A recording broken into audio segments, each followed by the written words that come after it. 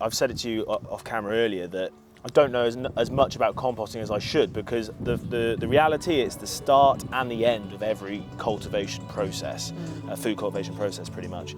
So, you know, I think that really that's what I'm really hoping we can achieve today, is to have a look around and for the folks watching, really batten down, how do you compost? Over the coming few days, we're going to be travelling all over the country, meeting different food growers and finding out what does it take and how do you start a food growing business.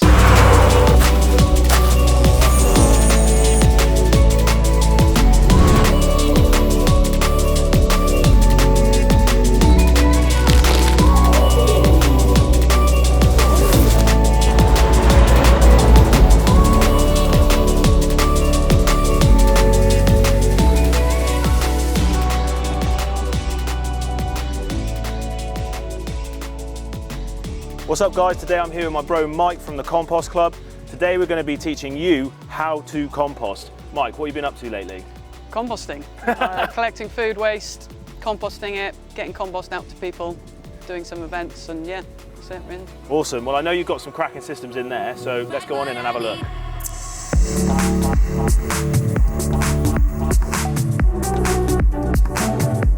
So a good compost pile or an active compost is kind of like a person or an animal. It eats, it needs the right food source, it needs water and it needs oxygen. So you want to put the right inputs in firstly. So that's carbon to nitrogen, so that's kind of green waste inputs, and woody materials. So carbon sources would be wood chips, any woody, dried leaves, dried grass, so when they're all dried out, shredded card, shredded paper, that kind of thing. Nitrogen inputs is food waste, fresh grass clippings and green leaves and things. A common one that gets mixed up is, because people refer to it as green and brown, is that coffee grounds, although they're brown in colour, they are a high nitrogen, so they're a green input. And moisture-wise, in a hot compost, you want about 50% moisture.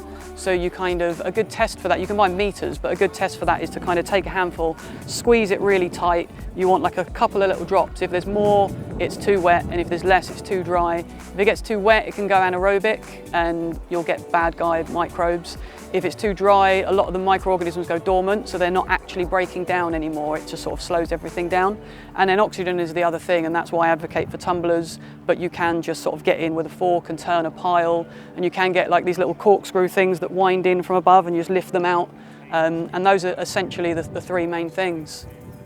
Well, we're stood in front of a couple of Mike's tumblers here, and you love these things, don't you, Mike? Absolutely, yeah. So who would this sort of system be suitable for? Well, the first one of these that I had was at home, and I found it perfect. Like one of these units, we eat complete plant-based, so there's lots of veg peelings and all that sort of stuff.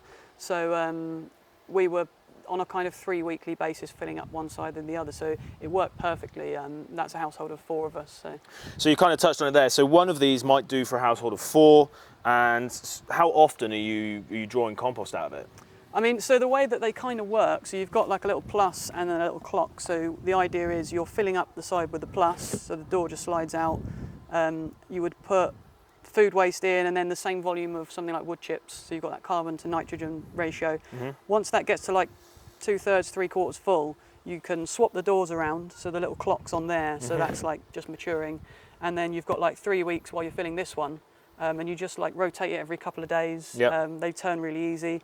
And the idea is once you've filled that one in those 3 weeks, this one's kind of ready to be emptied. Yep. I mean, you could use it, if it's composted well and you've put the right inputs in, you've kept it like 50% moist, you could probably use it as a top dressing mulch or something, or maybe on a bed, say in the autumn, that you're going to then plant out into the spring. So it's got a bit more time to naturally break down by itself anyway. If you wanted to you wouldn't probably use it straight away to plant into, but what you would do is you would put that into like a bay to mature or something, and that could just be like a simple pallet bay, could just be a pile. You can make like little hoop bays with mesh. And so like this is a great sort of example of how to compost. Are there any big no-nos when you know, embarking in composting? Any sort of red flags to absolutely not do? I mean, there are things. One of the reasons these kind of in-vessel things are really good is because it kind of takes the worry out. So one of them is like if you're just doing it in bays, is like the rat thing. I've never seen a rat here, for example, just because they can't access it. Nothing is kind of anywhere a rat could get it in a bay until it's been through this. So the kind of like things like oily things, meat, stuff like that, cooked food will attract them. But because that's all in vessel and being dealt with at those temperatures, they don't, obviously they can't get in. So Brilliant. And just as a final thing, it regards kind of like a conversion, kilos in to kilos out. How does that sort of play out? I generally find with the hot composters that I use, this one and a couple of others, that if I'm putting, say I put 1 bucket of food waste and then the same volume of wood chips in, when I empty it, I'm taking 1 out, so it goes down like halves basically in terms of volume. So Mike, you mentioned this wonderful smelling stuff, Bokashi. What exactly is it, and how can everybody make use of it? Essentially you order this stuff and it's like a bran, and they've inoculated it with this like effective microorganism, which I think is EM1. And what that does, it breaks down food waste in an anaerobic environment. So I put it in the buckets, that gets sealed, and it ferments. So it's not like sort of normal, what you would think of anaerobic digestion or whatever, producing this methane. It just ferments it. So you're not getting those kind of gases. Yeah. And you can actually, I use it as like a kind of pre-compost, so it pre-digests before I add it to my other compost. Yeah. But you can buy, or you could even make like a Bokashi bin. Yeah. And you can just compost completely like that. So you could make it with like a couple of buckets, like one inside the other. You'd have a hole in the bottom of this one, some holes, and then a tap down there. And then you add like a handful of Bokashi, and then you put like a couple of inches of layer of food waste, and then you just keep alternating. Bokashi, Lasagna method, bit like with the mushrooms. Yeah. And then what you'll get is a lot of the liquids will drain out into the bottom, and then you tap that off. Is that digestate? Yeah, like a leachate. So you can use that, water it down quite a lot. It's really high in nitrogen, that stuff, isn't it? Yeah, and you can use that to, I mean, I don't advocate for kind of liquid-based stuff because it can displace other microbes, but I mean, with Bokashi, it's kind of one specific thing, so it's not too bad. And then what you end up with in the bucket once that's kind of full, you leave it for a bit. When you open it up, it still looks like food waste, but it's kind of lost its colour. Yeah. Like it's gone like brown or grey. But like I did it with some really like quite dense stuff. So I did it with some watermelon rind and stuff. Wow. And after like a month or something, it looked like that, and I touched it, and it's just like all pappy. It just completely. So if you're looking to kind of go beyond simply dumping green waste into a corner and turning it occasionally, this is quite a nice natural next step. Yeah, and you don't need the carbon source, so you don't need to worry about paper, card, or wood chips. So it's a way of doing that. You could have it on a balcony, you could even have it indoors, because it seals, you don't get the kind of smells. So you know, for a restricted space, limited resource, limited time, go Bokashi.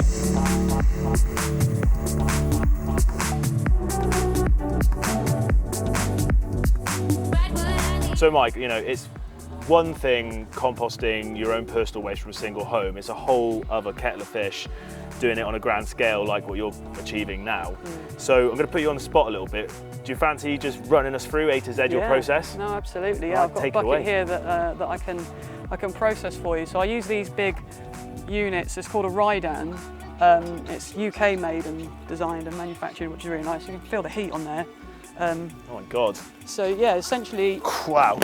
I add like 50-50 food waste and wood chips. So that's a load of coffee grounds, that's the wood chips, same amount. Just jump up on that step for a minute and pop it in there. So you just fill it in from above. No finesse, just get it in. Just get it in.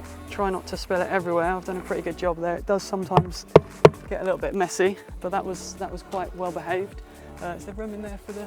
Yeah. Maybe just about. Chuck the wood chip in there as well. That kind of fills that little chimney up. Disappear in a plume of wood dust. Yeah, don't breathe it all in. So yeah, that's that, and then this bucket's ready to be washed. You can still see the steam sort of Still coming off find of its it. way. Yeah, still finding its way. So that can be washed and go back out to another member. And then yeah, it's on like a geared thing. You can watch from above if you want. You'll start to see the little arms that are in there churning it up, and they're right the way through this thing. So they kind of keep it moving along. And so they're actually a bit more efficient than the tumblers, because they're not relying on gravity to tumble it. They're actually actively churning it up. I can see the consistency of the mix as well. Yeah. You know, it's not like I'm not looking at specific zones of one type or another. Yeah, and the other beautiful thing about them is they empty themselves. So that little bucket down the bottom there has actually filled up while I've just been turning it. Oh God, it really has, yeah. Which is cool. So this is stage one. So that's stage one, yeah, and then what comes out of there, I bring down to these. So these are called a Johnson-Su bioreactor, which is like this guy, Dr. David Johnson, and his wife, it's kind of their name together, developed it. I've kind of, I guess, put my own take on it. So they make these, which is essentially on a pallet, and then they put this mesh, this like membrane on there. You cut 6 holes in it, evenly spaced, so 1 in the middle, 5 evenly spaced around, and the idea is by putting these tubes in, you create this pathway for oxygen it can get through this mesh, this membrane underneath, and it can come up through there and above it. There's no area of that won't have access to oxygen. I think that is the key, isn't it? You know, oxygen, oxygen, oxygen. No matter the size of your tumbler, these are aerobic organisms. So well, essentially, one of the main things on the soil food web thing that's really useful is it is kind of that binary. The pathogenic microorganisms happen in anaerobic conditions. The good guys, if you want to call them that, are aerobic. But what this does, by creating it like that, once that's filled, you slide the pipes out, so you've just got these hollow corridors chambers of air. Yeah, and because of the heat, it just draws air as well, so you've got this flow. And what you do is they would leave that woody material for like a year, sometimes 2 years, and what you get is a really fungally dominant compost at the end of it, which in terms of, they did like a 4.5-year study of side-by-side field trial over 4.5 years, measuring the carbon content of both fields, gardening the same way, both applying like a no-dig method, but one with this compost and one with just basic stuff. And the amount of carbon, I wish I could remember, I can never remember the number, but it was exponential. It was like really kind of astounding. So I kind of do it this way because every time you turn it and you chop up that fungi, you're setting it back, and the bacteria doesn't. So you're kind of like, you're implementing like a biochemical and a mechanical way of controlling the microbe population within here. Yeah, basically, yeah. I mean, it's gone through that hot phase. It comes in here. When it comes out, because the wood chips take a lot longer to break down, you still got all that kind of fungal food in there. So I fill one of these up every week. Even after a few days, like you lift up the covers and you see like this immediate little flurry of all these mushrooms. It's like wine caps and other little things, some little things I don't know what they are. And obviously there's all the mycelium that you can't even see. So I'll leave it for like 8 weeks until it's cooled off, add composting worms, and then they'll go through it. Because one of the things in composting, a lot of people think the worms are eating the food, but the worms are eating the microbes that are eating the food. Interesting. And so their favourite food is all those little like microorganisms, protozoas and nematodes, and other little microarthropods probably. So they just go through it. There's no fresh food, but they just populate it like crazy. Like I'd imagine the absorption of oxygen throughout it just boosts after that. But yeah, because you've obviously got those channels that you put in there yourself, as you say, like in terms of like the engineering of it. But then everywhere a worm goes or everywhere a little microorganism goes, they're creating other channels. So then the oxygen gets further as well. Which is one of the principles of soil regeneration. The more you leave it and the more you just feed organic matter, the deeper those little tunnel ways they make go down. You don't need to do it. It's kind of, it's like stripping away the ego of us having to do it. We just sort of steward a process, and that's what I kind of talk about this as being. I don't use any fossil fuels in this, so I talk about it being like human scale and human powered, but really it's microorganism powered. And amazing, you've kind of, without even realising it, delved into why no dig works. Essentially, I mean, it's kind of creating soil food. And through an understanding of how the soil works, you know.